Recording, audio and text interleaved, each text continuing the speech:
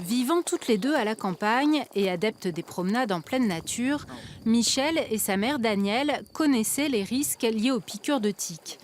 Il y a 4 ans, après avoir développé un érythème migrant, une rougeur symptomatique d'une contamination, Michel a été traité par antibiotiques. Un traitement dans les temps, mais qui n'a pas suffi. Dans mon cas, comme il y avait eu d'autres piqûres de tiques sur les années précédentes, on a soupçonné ce qu'on appelle la babésia, donc une babésiose, qui est l'équivalent de la pyroplasmose pour les humains.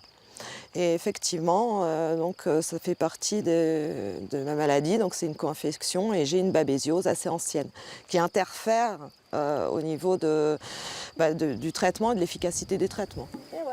Il y a 3 ans, Danielle a elle aussi été diagnostiquée positive à la maladie de Lyme, une maladie qu'elle estime beaucoup plus ancienne dans son cas et dont les symptômes l'invalident au quotidien.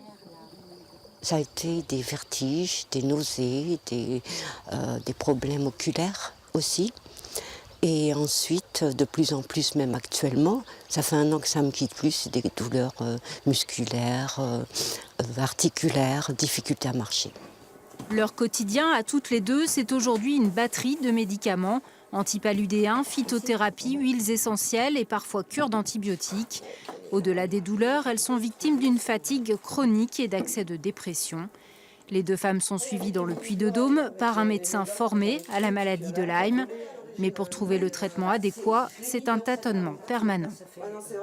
Chaque malade de Lyme est unique, donc on ne peut pas faire autrement que d'avancer au cas par cas et les protocoles ne sont pas copier-collables. Avant de tomber sur quelque chose qui marche de juste, ça peut être des mois et des mois ou des années de galère, quoi. Et d'essais avec des médicaments qui marchent plus ou moins bien, quoi. Y compris dans les antibiotiques ou dans les traitements allopathiques. Danielle avoue parfois un certain découragement. C'est déjà gérer les symptômes, les douleurs, qui sont tout le temps. Vous vous levez le matin, vous dites la journée va être pareille qu'hier, de voir que ça stagne, que ça n'avance pas. Donc c'est vrai que parfois le moral en prend un coup et on a envie de laisser un peu tout.